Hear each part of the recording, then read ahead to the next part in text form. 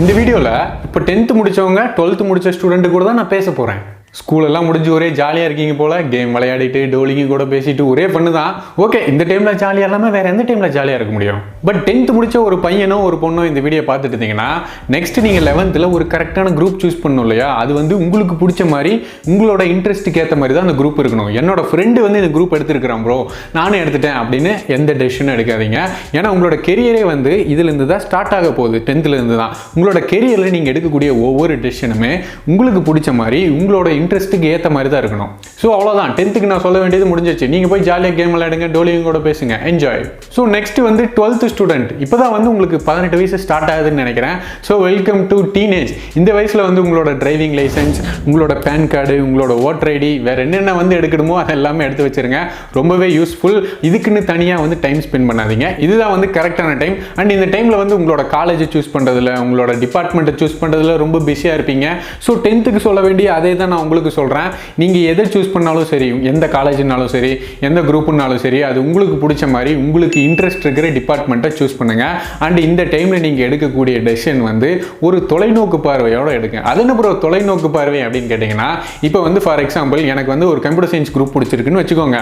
அதோட ஜாப் ஆப்பர்ச்சுனிட்டிஸ்லாம் எப்படி இருக்குது, எந்தெந்த லொக்கேஷன்ஸில் வந்து ஜாப் இருக்குது, 4 வருஷம் நான் படித்து முடிச்சதுக்கு அப்புறமும் அது டிமாண்டில் இருக்குமா, இந்த மாதிரி எல்லா கொஸ்டினும் நீங்களே கேட்டு அதுக்கு ஆன்சர் ஃபுல்ஃபில் ஆனதுக்கப்புறம் ஒரு கோர்ஸ் நீங்கள் சூஸ் பண்ணுங்கள். ஏன்னா அப்புறம் பார்த்துக்கலாம் அப்படின்னு சொல்லிட்டு நீங்கள் அசால்ட்டாக விட்டுட்டீங்கன்னா ஃபியூச்சரில் ஸ்ட்ரகிளை ஃபேஸ் பண்ண போகிறது நம்ம தான். இப்போ வந்து நமக்கு நிறைய சாய்ஸஸ் இருக்குது. சோசியல் மீடியாவில் நீங்கள் போய் தட்டுனீங்கன்னா ஒரு குரூப்பை பற்றின எல்லா டீட்டெயிலும் வரும், அதை பற்றின ஃபுல் டிமாண்டு வரும். ஸோ நமக்கு வந்து எந்த கன்ஃபியூஷனுமே கிடையாது. இல்லைன்னா நீங்கள் சூஸ் பண்ண குரூப்பில் வந்து ஆல்ரெடி ஏதாவது சீனியர்ஸ் எடுத்து இப்போ ஒர்க் பண்ணிட்டு இருந்தாங்கன்னா அவங்கக்கிட்ட சஜஷன்ஸ் கேளுங்க. அண்ட் இன்னொரு முக்கியமான விஷயம், இந்த லீவில் உங்களோட சாஃப்ட் ஸ்கில்ஸ் எல்லாமே டெவலப் பண்ணுறதுக்கு ஒரு கரெக்டான டைம் தான் நான் சொல்லுவேன். அது என்ன ப்ரோ சாஃப்ட் ஸ்கில் அப்படின்னு கேட்டிங்கன்னா, ஒரு லிஸ்ட்டு நான் இப்போ நான் சொல்கிறேன். அது வந்து நம்மளோட லைஃபுக்கு ரொம்ப முக்கியம். நம்பர் 1 வந்து communication skill and English speaking knowledge. நம்மளோட லைஃப்பில் வந்து கம்யூனிகேஷன் ஸ்கில் வந்து எவ்வளோ முக்கியம் அப்படிங்கிறது உங்களோட லைஃப் வந்து இனிமேல் போக போக கற்றுக் கொடுக்கும்.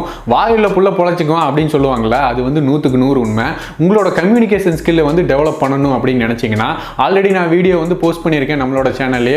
டிஸ்கிரிப்ஷனில் லிங்க் கொடுக்குறேன், மறக்காமல் செக் பண்ணி பாருங்கள். நல்லா போல்டாக பேசுங்க, பிரேவாக பேசுங்க, கூச்சப்படாதீங்க.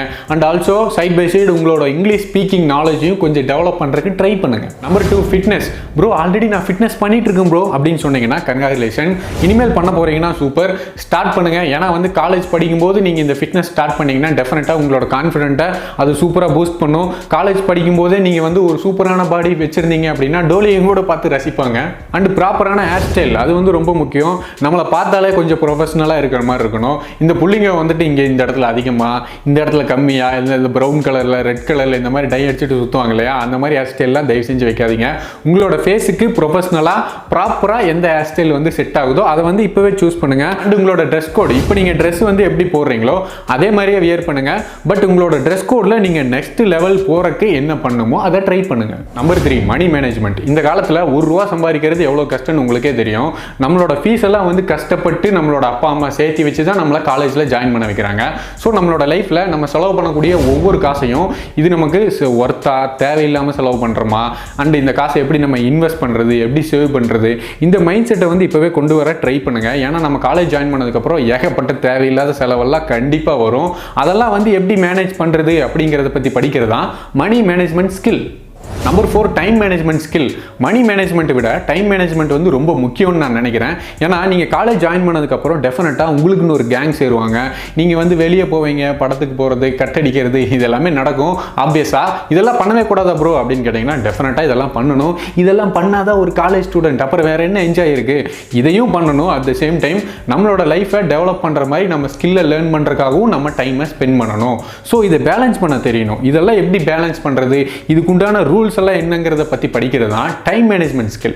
Number 5 networking. அதாவது ஒருத்தர் கூட எப்படி நம்ம கைண்டாக பேசுறது, எப்படி ஒருத்தரோட ரிலேஷன்ஷிப்பை மெயின்டைன் பண்ணுறது எந்த பிரச்சனையும் இல்லாமல், நம்மளை சுற்றி எப்படி பாசிட்டிவான ஒரு கம்யூனிட்டி நம்ம பில்ட் பண்ணுறது, எப்படி அவங்க மூலமாக நம்ம ஹெல்ப் வாங்கிக்கிறது, நம்ம எப்படி மற்றவங்களுக்கு ஹெல்ப் பண்ணுறது, இதை பற்றி பீப்புளை பற்றி படிக்கிறது தான் நெட்வொர்க்கிங் ஸ்கில். இதுவும் ரொம்ப முக்கியம்னு நான் நினைக்கிறேன். அண்ட் ஃபைனலி இன்னொரு முக்கியமான விஷயம், வரப்போகிற ரிசல்ட் நினச்சி பயப்படுறீங்களா? அதை பற்றிலாம் பயப்படாதீங்க.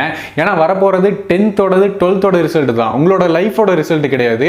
உங்களோட லைஃபுக்கும் மார்க்கும் சுத்தமாக சம்மந்தம் கிடையாது. நல்ல மார்க் எடுத்தால் தான்ப்பா உங்களுக்கு ஒரு நல்ல லைஃப் கிடைக்கும் அப்படின்னு நிறைய பேர் உருட்டுவாங்க. அது அப்பட்டமான போய். So just be cool and relax. So guys, இந்த வீடியோ உங்களுக்கு யூஸ்ஃபுல்லாக இருந்ததுன்னா மறக்காமல் லைக் பண்ணுங்கள். அண்ட் 10th 12th ஸ்டூடெண்ட்ஸ் யாராவது பார்த்துட்டு இருந்தீங்கன்னா உங்களோட ஃப்ரெண்ட்ஸுக்கும் இந்த வீடியோவை ஷேர் பண்ணுங்கள். அண்ட் உங்களோட கமெண்ட் ஏதாவது இருந்ததுன்னா மறக்காமல் கமெண்ட்டில் மென்ஷன் பண்ணுங்கள். And two subscribe and follow to one man. ஏன்னா நீங்கள் இல்லாமல் நான் இல்லை.